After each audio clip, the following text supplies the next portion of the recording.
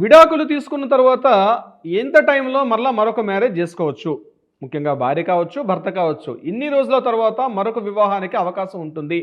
దీని మీద కొన్ని డౌట్స్ రైజ్ అవుతూ ఉంటాయి. గుర్తుపెట్టుకోండి, విడాకులు మంజూరు చేసిన తర్వాత ఇద్దరికీ మరలా పై కోర్టుకి అప్పీల్ చేసుకునే అవకాశం ఉంటుంది. ముఖ్యంగా మ్యూచువల్ డివోర్స్, కంటెస్టెడ్ డివోర్స్ అని 2 రకాలుగా ఉంటుందని మనం చాలా సందర్భాల్లో మాట్లాడుకున్నాం.